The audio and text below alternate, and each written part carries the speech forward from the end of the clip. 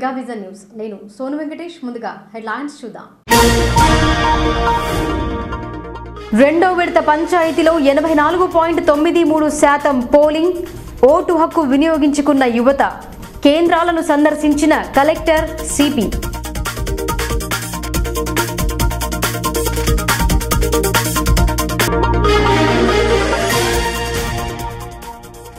ప్రశాంతంగా పోలింగ్ జరిగేందుకు భారీ బందోబస్తు 1100 మంది సిబ్బందితో భద్రత మెగా విజన్తో ఏసీపీ రఘు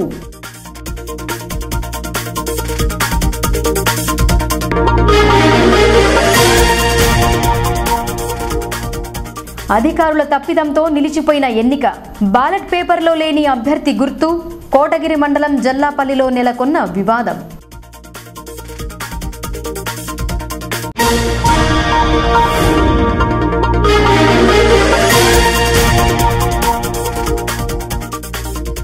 మళ్లీ మొదటికొచ్చిన పాత సీన్ పలువురి ఓటు తొలగింపు టెంట్ల కింద వరండాలోనే పోలింగ్ మధ్యాహ్నం నుండి వెలువడ్డ ఫలితాలు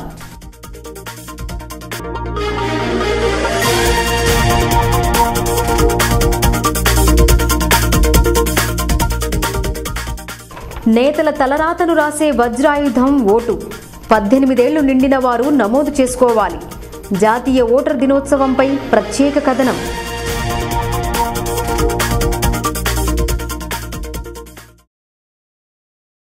మొదటి విడత పంచాయతీ ఎన్నికల పోలింగ్ కంటే రెండో విడతలో అనూహ్య మార్పు వచ్చిందని జిల్లా కలెక్టర్ రామ్మోహన్ రావు అన్నారు. పోలింగ్ శాతం గణనీయంగా పెరిగే అవకాశం ఉందన్నారు. పలు కేంద్రాలను పరిశీలించిన ఆయన అక్కడ ఓటర్ల కోసం ఏర్పాటు చేసిన అంశాలు, పోలింగ్ జరుగుతున్న తీరును పరిశీలించారు. పోలింగ్, లెక్కింపు, ఉప సర్పంచ్ ఎంపిక ఒక్క రోజులో జరుగుతుందని చెప్పారు. బోధన్ రెవెన్యూ డివిజన్ పరిధిలోని 6 మండలాల్లో రెండో విడత పంచాయతీ ఎన్నిక శుక్రవారం జరిగింది. డివిజన్లో 142 గ్రామ పంచాయతీలు ఉండగా 33 పంచాయతీలు ఏకగ్రీవం కావడంతో 109 గ్రామ పంచాయతీ ఎన్నికలు జరిగాయి. ఉదయం 7 గంటల నుండి పోలింగ్ ఆరంభమైంది. మధ్యాహ్నం వరకు పోలింగ్ ఉండడంతో ఓటు హక్కు వినియోగించుకోవడానికి ఓటర్లు తరలి వచ్చారు. దీంతో పోలింగ్ కేంద్రాల వద్ద ఉదయం పూట బారులు తీరారు. వృద్ధులు, అంగవైకల్యుల కోసం పోలింగ్ కేంద్రాల వద్ద ప్రత్యేక సౌకర్యాలను కల్పించారు. పోలింగ్ బూత్లోకి వెళ్లేందుకు వీల్ చైర్స్, ఇతర వాటిని సిద్ధంగా ఉంచారు. దీనితో పాటు వరుస క్రమంలో నిలబడి అనుకోకుండా అస్వస్థతకు గురైతే ప్రథమ చికిత్స అందించేందుకు ఆరోగ్య శిబిరాలను పోలింగ్ కేంద్రాల వద్ద ఏర్పాటు చేశారు. పోలింగ్ కేంద్రాల వద్ద రిటర్నింగ్ అధికారి, ప్రొసీడింగ్ అధికారులతో పోలింగ్ జరుగుతున్న వివరాలను కలెక్టర్ అడిగి తెలుసుకున్నారు. ఓటర్లకు ఇబ్బంది కలగకుండా పూర్తి సౌకర్యాలు తీసుకోవాలన్నారు. ఎడపల్లి, బోధన్ మండలాల్లోని పలు పోలింగ్ కేంద్రాలను పరిశీలించారు. అలాగే బోధన్ మండలంలో సిపి కార్తికేయతో కలిసి ఎరాస్పల్లి పోలింగ్ కేంద్రాన్ని పరిశీలించారు. ఓటర్లకు ఇబ్బంది కలగకుండా జాగ్రత్తలు తీసుకోవాలని సూచించారు. ప్రశాంత వాతావరణంలో ఎన్నికలు జరిగేలా అధికారులకు ఆదేశించారు. అలాగే సమస్యాత్మక కేంద్రాలపై ప్రత్యేక దృష్టి సారించినట్టు కలెక్టర్ రామ్మోహన్ రావు తెలిపారు. దీని ఫలితంగా ఓటర్లలో అవగాహన పెరిగిందని అభిప్రాయపడ్డారు. మొదటి విడత కంటే ఓటింగ్ శాతం పెరిగే అవకాశం ఉందన్నారు. అలాగే మధ్యాహ్నం నుండి లెక్కింపు ఆరంభమవుతోందని, సాయంత్రానికి ఫలితాలు వస్తాయన్నారు. వెలుతురులేమి సమస్యలు లేకుండా అన్ని జాగ్రత్తలు తీసుకోవడం జరిగిందన్న అన్ని చోట్ల పకడ్బందీ చర్యలు తీసుకుని మైక్రో అబ్జర్వర్తో పాటు వెబ్కాస్టింగ్ ద్వారా ఎన్నికల ప్రక్రియను ఎప్పటికప్పుడు రికార్డు చేయడం, పర్యవేక్షించడం జరుగుతుందని కలెక్టర్ రామ్మోహన్ రావు తెలిపారు. పొద్దున 7 గంటలకు పోలింగ్ ప్రక్రియ ప్రారంభమైంది. చాలా చురుగ్గా కొనసాగుతుంది. చాలా చోట్ల చురుగ్గా కొనసాగుతుంది. ఇప్పటివరకు కొన్ని పోలింగ్ స్టేషన్లో ఇప్పటివరకే 40% కూడా పోలింగ్ అయినట్టు, నమోదైనట్టు మాకు సమాచారం ఉంది. ఎక్కడ కూడా ఎటువంటి అవాంఛనీయ సంఘటనలు జరగట్లేదు. తర్వాత ఎక్కడైతే సమస్యాత్మక ప్రాంతాలని గత ఎన్నికల దృష్ట్యా, తర్వాత పాస్ట్ ఇన్సిడెంట్స్ దృష్ట్యా, కంటెస్టింగ్ క్యాండిడేట్ దృష్ట్యా, ఇతర కారణాల వల్ల ఏదైతే ఐడెంటిఫై చేశామో అక్కడ తగినంత పోలీస్ బందోబస్తు, అదే కాకుండా లైవ్ వెబ్కాస్టింగ్, కొన్ని గుర్తించిన పోలింగ్ స్టేషన్ నుంచి లైవ్ వెబ్కాస్టింగ్ కూడా చేస్తున్నాం. అదేవిధంగా అక్కడ మైక్రో అబ్జర్వర్స్ని కూడా డిప్లాయ్ చేయడం జరిగింది. వారి ద్వారా మాకు సమాచారం వస్తుంది. పోలింగ్ ప్రక్రియ ప్రశాంతంగా జరుగుతుంది. అన్ని చోట్ల చాలా చురుకుగా జరుగుతుంది. మొదటి విడత కంటే కూడా ఇప్పుడున్న సమాచారం ప్రకారం కొంత ఎక్కువగా అయ్యే అవకాశం ఉంది. కానీ పిక్చర్ కొద్దిసేపటి తర్వాత మాకు క్లియర్ అవుతుంది, ఎంతగానో వస్తుంది.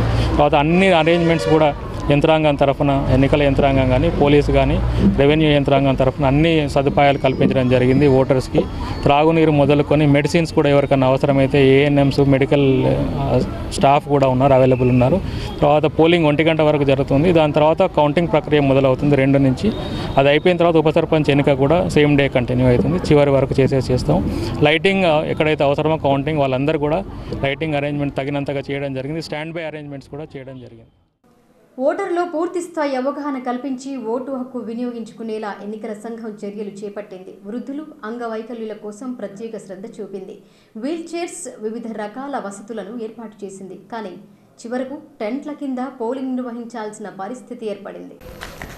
రెంజల్ మండలంలో పంచాయతీ ఎన్నికలు ప్రశాంతంగా జరిగాయి. మండలంలో 87% పోలింగ్ నమోదయ్యింది.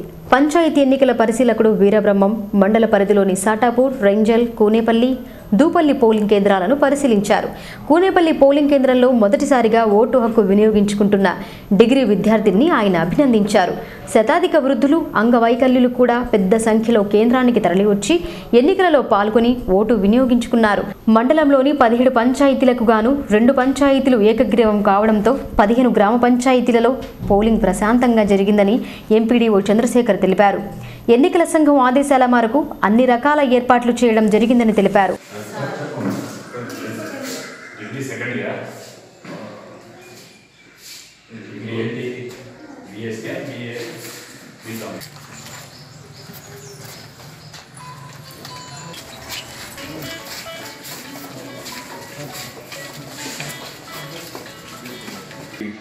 ఈరోజు మండలంలోని సాటాపూర్, రెంజల్, కూనేపల్లి, దూపల్లి పోలింగ్ స్టేషన్ని సందర్శించడం జరిగింది. పోలింగ్ ప్రశాంతంగా జరిగింది. ఎక్కడ కూడా ఎటువంటి అవాంఛనీయ సంఘటనలు జరగలేదు. మొత్తానికి మనకి 25,904 ఓటర్లకు గాను 22,571 ఓటర్లు ఓటు వేసినారు. మొత్తంగా 87.13% పోలింగ్ జరిగింది. ప్రశాంతంగా జరిగింది కనుక మహిళ 565 పురుష ఓటర్లకు గాను 10,643 ఓటర్లు ఓటు హక్కును వినియోగించుకున్నారు. అనగా 84.70% మనకి పోలింగ్ జరిగింది. అదే రకంగా మహిళలకు వచ్చేసి 13,339 గాను. ఇదిలా ఉండగా ఎడపల్లి మండలం దుబ్బా తాండాలో స్వల్ప వివాదం నెలకొంది. నూతనంగా ఏర్పడ్డ గ్రామ పంచాయతీలో సరైన సౌకర్యాలు లేకపోవడంతో ప్రత్యేకంగా బూత్లను ఏర్పాటు చేశారు. టెంట్లు వేసి చుట్టూ పరదాలు కట్టి పోలింగ్ జరిగేలా చూశారు. పోలింగ్ కేంద్రం వద్ద ఓటు లేని వ్యక్తులు సంచరిస్తున్నారని, అలాగే చరవాణిలో చిత్రీకరిస్తున్నారని ఘర్షణకు దిగారు. దీంతో బందోబస్తుగా ఉన్న పోలీసులు కాస్త వీరిని చెదరగొట్టారు.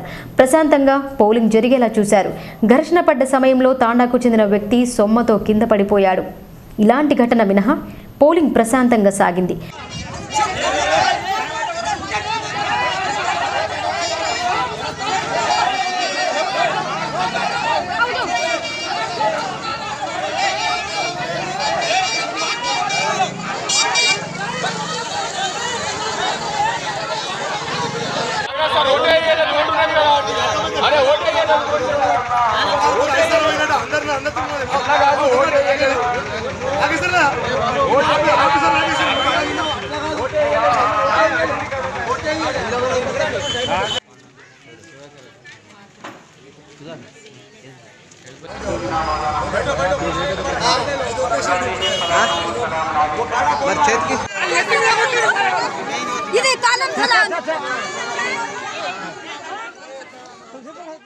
బాపునగర్ గ్రామం నూతన గ్రామ పంచాయతీగా మొదటిసారి ఎన్నిక జరుపుకుంది.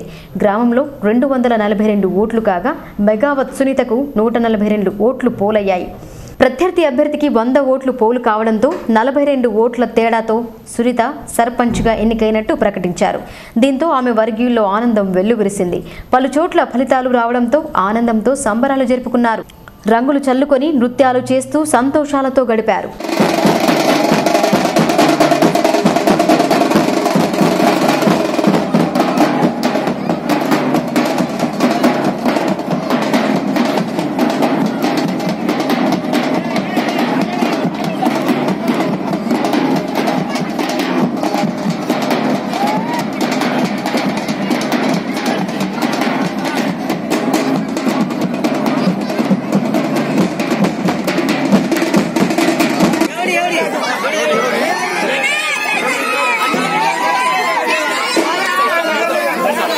बाबू बाबू जा रहा बाबू, अरे राजा को बे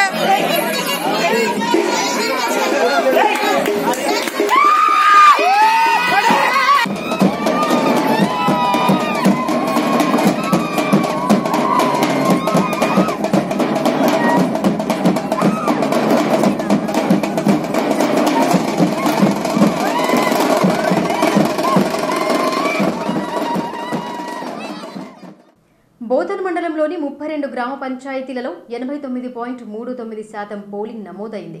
ఉదయం 7 గంటలకు ఆరంభమయ్యే పోలింగ్ కోసం గురువారమే సిబ్బంది గ్రామాలకు చేరుకున్నారు.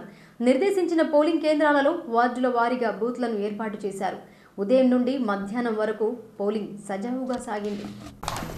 పంచాయతీ ఎన్నికలు ప్రశాంత వాతావరణంలో జరిగాయి. బోధన్ మండల వ్యాప్తంగా వివిధ పంచాయతీలలో జరిగిన పోలింగ్కు ఎలాంటి ఇబ్బందులు కలగకుండా చూశారు. పోలింగ్ కేంద్రాల వద్ద పోలీస్ బందోబస్తు ఏర్పాటు చేశారు. ఉదయం 6 గంటల నుండి కేంద్రం వద్ద హడావుడి మొదలైంది. బ్యాలెట్ బాక్సులను పోలింగ్ కేంద్రాలకు తరలించారు. అభ్యర్థుల తరపున ఉన్న పోలింగ్ ఏజెంట్ల సమక్షంలో డబ్బాలకు సీల్ వేశారు. అంతకుముందు ఖాళీ డబ్బాలను చూపించి ఏజెంట్ల సంతకాలు తీసుకున్న అనంతరం 7 గంటలకు పోలింగ్ ఆరంభించారు. మొదట మందకోడిగా మొదలైన పోలింగ్ 9 గంటల నుండి ఊపందుకుంది. మధ్యాహ్నం 1 గంట వరకు 89.39% పోలింగ్ నమోదైంది. అయితే యువకులు ఓటు వేయడంలో ఉత్సాహం చూపారు. అలాగే వృద్ధులు, అంగవైకల్యులను పోలింగ్ కేంద్రం వరకు చేరవేర్చేందుకు ప్రత్యేక వాహనాలను ఏర్పాటు చేశారు. లోపలికి వెళ్లేందుకు ట్రైసైకిళ్లను నియమించారు. ఓటు వేసిన అనంతరం వారిని తిరిగి ఇంటికి పంపించారు. సాలురాలో జరిగిన పంచాయతీ ఎన్నికలలో ఓటర్లు వరుస క్రమంలో పోలింగ్ కేంద్రం వద్ద ఉండి ఓటు హక్కు వినియోగించుకున్నారు. అలాగే పెంటాకుర్తు, మావంది, పెగడపల్లి పలు గ్రామాలలో సైతం ఎన్నికలు సజావుగా జరిగాయి. ఎక్కడ ఎలాంటి అవాంఛనీయ ఘటనలు జరగకుండా పోలీసులు ముందస్తు జాగ్రత్తలు తీసుకున్నారు.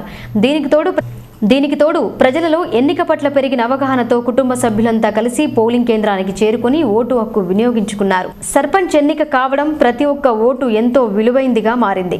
వివిధ రకాల పని, ఉద్యోగం, వ్యాపారం నిమిత్తం ఇతర ప్రదేశాలలో స్థిరపడిన వారు సైతం సర్పంచ్ ఎన్నికలలో ఓటు హక్కు వినియోగించుకోవడానికి స్వస్థలానికి చేరుకున్నారు.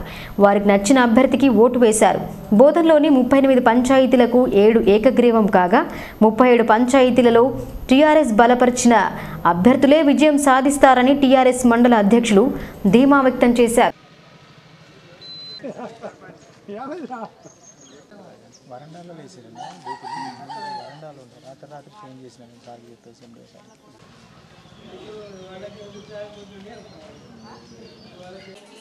ఆధార్ కార్డ్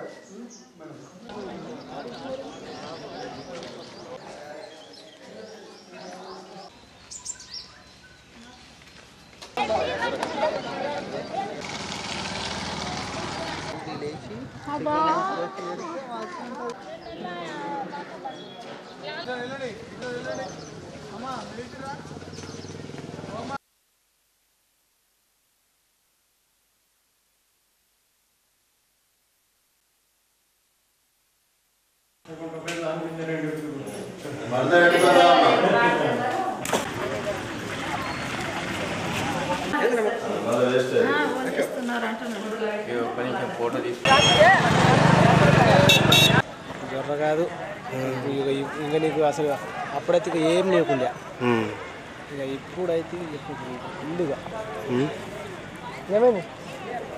అయితే గ్రామ పంచాయతీ ఎన్నికల ప్రక్రియ భాగంగా బోధన మండలంలో ఈరోజు ఎన్నికలు సజావుగా జరుగుతున్నాయి. 38 గ్రామ పంచాయతీల్లో ఆల్రెడీ ఇంతకుముందు 7 గ్రామ పంచాయతీ యునానిమస్ జరిగింది. అక్కడ కూడా టీఆర్ఎస్ అభ్యర్థులే యునానిమస్ అయినారు. ఇక ఈ 31 గ్రామ పంచాయతీల్లో కూడా మన గౌరవ శాసనసభ్యులు ఎమ్మెల్యే గారు షకీల్ అన్న గారు తను చేసిన అభివృద్ధి కానీ తను చేసిన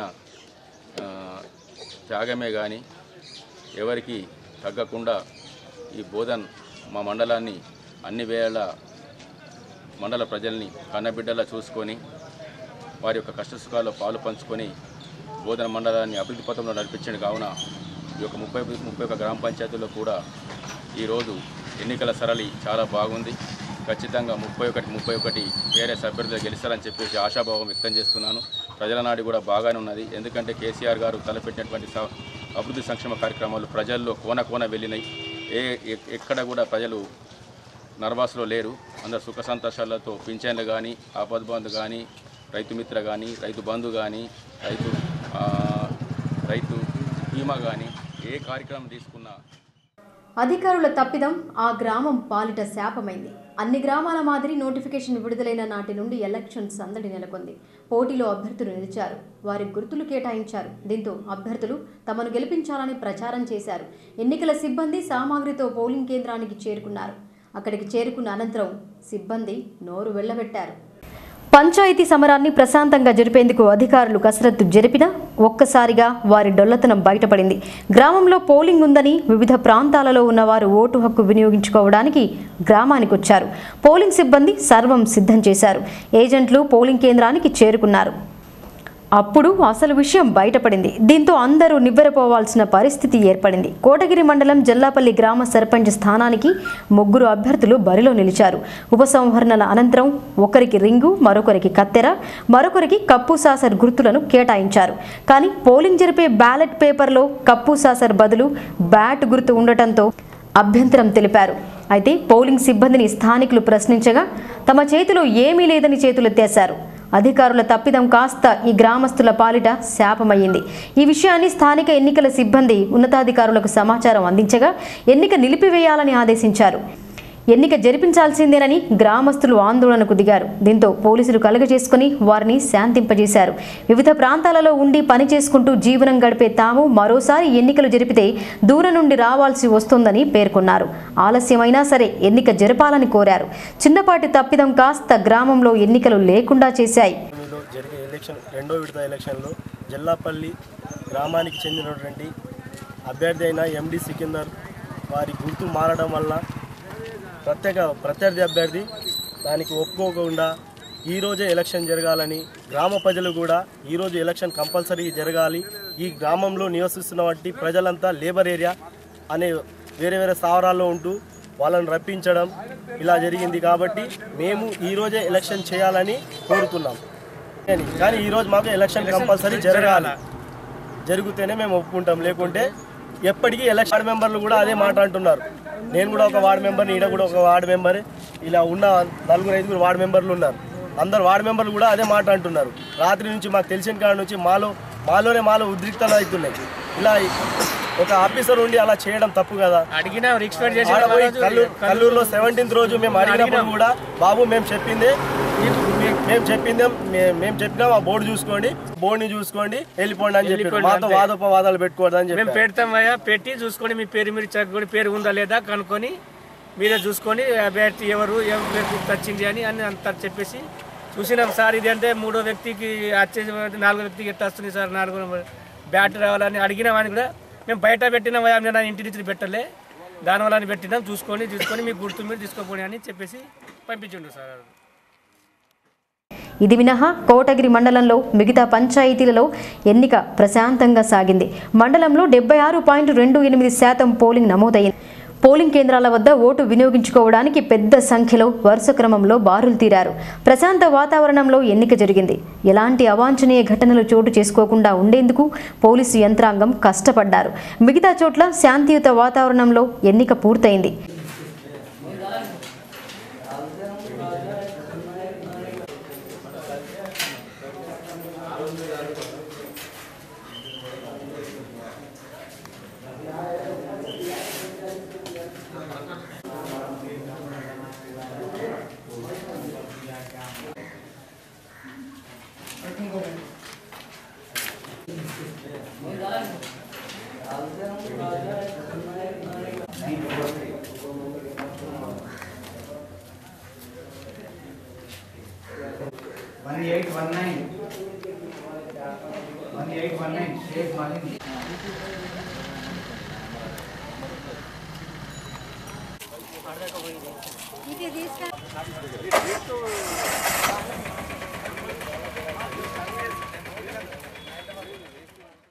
ఎన్నికలను ప్రశాంతంగా జరిపి ఫలితాలు వెలువడేందుకు పోలీస్ యంత్రాంగం కృషి చేసింది. పోలింగ్ కేంద్రాల వద్ద ఎలాంటి అల్లర్లు జరగకుండా ముందస్తు జాగ్రత్తలు తీసుకున్నారు. అలాగే పోలింగ్ కేంద్రాల వద్ద 144 సెక్షన్ అమలు పరిచారు. ఓటరు ఏజెంట్ను మాత్రమే కేంద్రంలోకి అనుమతించారు. ఏసీపీ రఘు డివిజన్లోని కేంద్రాలను ఎప్పటికప్పుడు పర్యవేక్షించారు. బోధన్ పోలీస్ డివిజన్ పరిధిలో శుక్రవారం జరిగిన ఎన్నిక కోసం పటిష్ట బందోబస్తు ఏర్పాటు చేశారు. బోధన్ ఏసీపీ రఘు పోలింగ్ కేంద్రాలను పర్యవేక్షిస్తూ ఎప్పటికప్పుడు పరిస్థితిని అంచనా వేసి ఎక్కడ కూడా ఎలాంటి అవాంఛనీయ ఘటనలు చోటు చేసుకోకుండా జాగ్రత్తలు తీసుకున్నారు. సిపి కార్తికేయ సైతం బోధన్ డివిజన్లో పలు కేంద్రాలను తనిఖీ చేశారు. కేంద్రాల వద్ద విధులు నిర్వహించిన పోలీస్ సిబ్బంది ఓటర్లతో స్నేహపూర్వకంగా ఉంటూ పోలింగ్ జరిగేలా చూశారు. బందోబస్తు కోసం 1100 మంది సిబ్బందిని ఏర్పాటు చేసినట్టు ఏసీపీ రఘు తెలిపారు.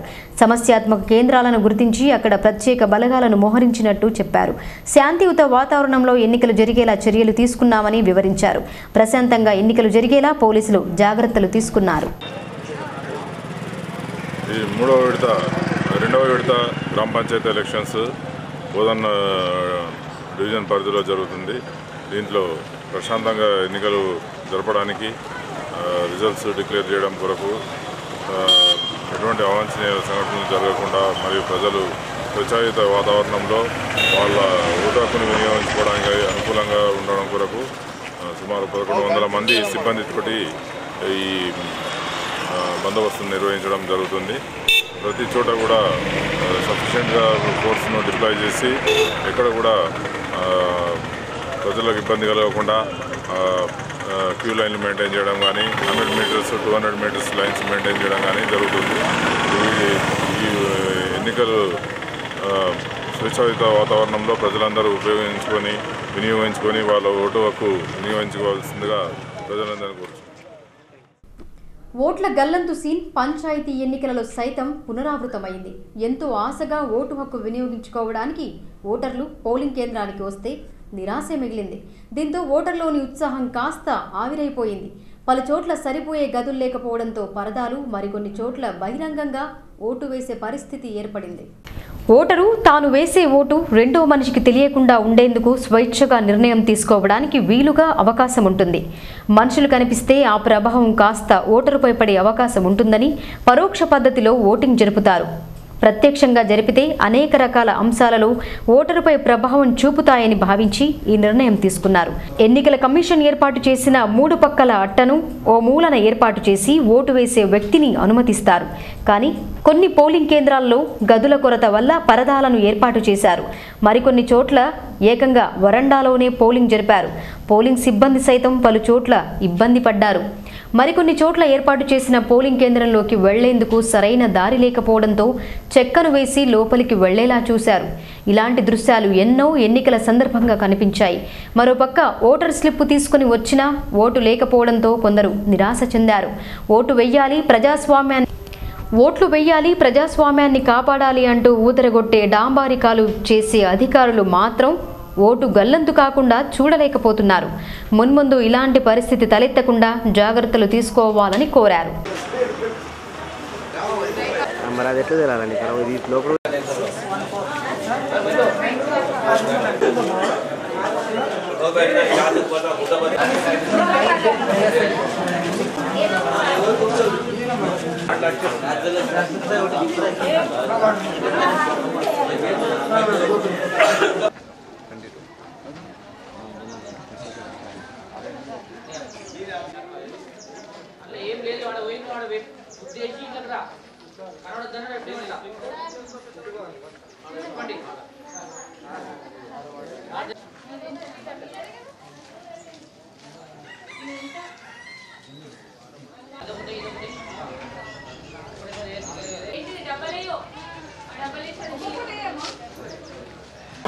సార్ ఇది మా ఓటు డిలీటెడ్ అని వచ్చింది. ఎమ్మెల్యే ఓటు వేసినాము, మరి ఇప్పుడేమో డిలీటెడ్ అని వచ్చింది. మరి దీనికి ఎలా ఓటు వేయాలి అనేసి మాకు ఇంకా ఏం ఇన్ఫర్మేషన్ రాలేదు. ఎవరు ఇస్తారనేసి మాకు అవగాహన తెలవాలా. ఇక్కడ బాగా మంది ప్రజలు బాగా ఇబ్బంది పడుతున్నారు. ఇలా భారతదేశం అతిపెద్ద ప్రజాస్వామ్య దేశం. తనను పాలించే ప్రభువును ఎన్నుకునే అధికారం ఆయనదే. పాలనాపరమైన దిశా నిర్దేశతను చూపే వ్యక్తితో పాటు దేశాభివృద్ధికి దోహదపడే పాలనా వ్యవస్థలో ఆయనే దిక్సూచి. వారే ఓటరు.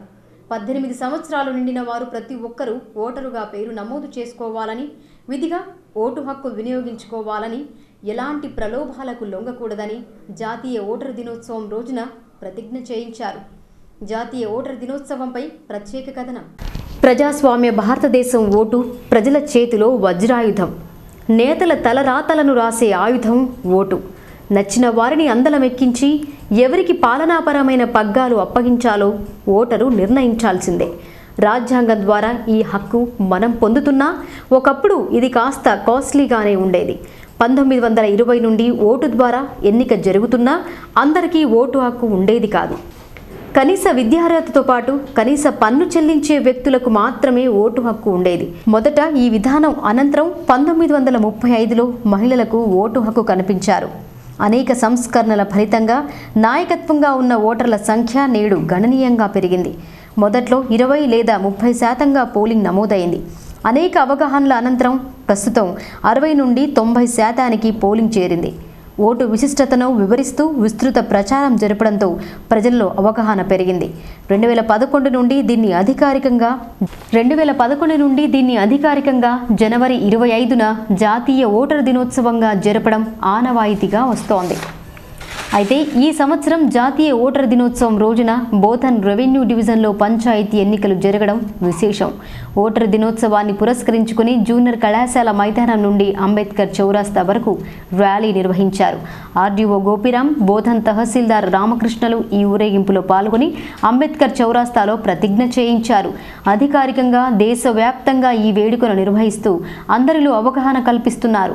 వయోజనులకు మొదటి ప్రాధాన్యం కల్పిస్తూ ఓటరు నమోదుగా చేరేందుకు పేరు చేర్చుకోవడానికి ప్రత్యేక ప్రాధాన్యతను కల్పిస్తున్నారు. దీని ఫలితంగా ఓటుపై ప్రజల్లో అవగాహన పెరిగింది. పంచాయతీ ఎన్నికలలో కొత్తగా ఓటు హక్కు వినియోగించుకునేందుకు యువత ఆసక్తి చూపారు. ఇదే చైతన్యం యువతలో మరింత రావాలని పలువురు సీనియర్ సిటిజన్లు అభిప్రాయం వ్యక్తం చేస్తున్నారు.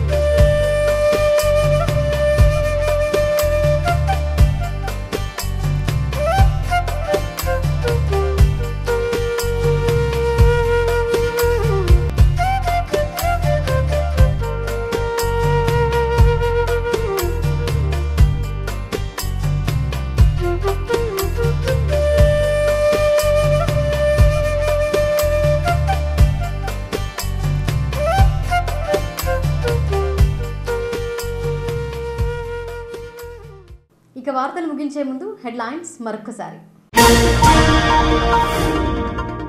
రెండో విడత పంచాయతీలో 84.93% పోలింగ్, ఓటు హక్కు వినియోగించుకున్న యువత.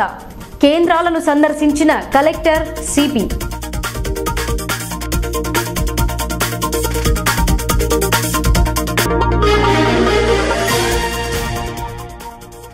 ప్రశాంతంగా పోలింగ్ జరిగేందుకు భారీ బందోబస్తు, 1100 మంది సిబ్బందితో భద్రత. మెగా విజన్తో ఏసీపీ రఘు.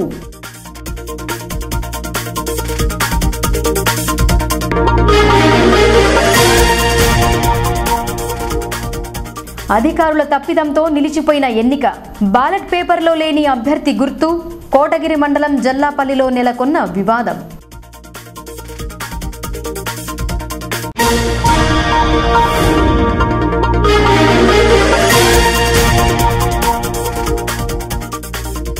మళ్లీ మొదటికొచ్చిన పాత సీన్. పలువురి ఓటు తొలగింపు. టెంట్ల కింద వరండాలోనే పోలింగ్. మధ్యాహ్నం నుండి వెలువడ్డ ఫలితాలు.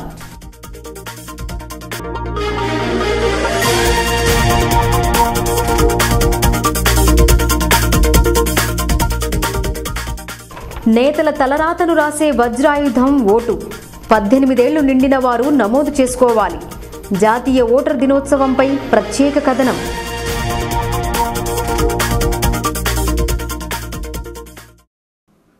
ఇవి బులెటిన్ విశేషాలు. చూస్తూనే ఉండండి మెగా విజన్ న్యూస్.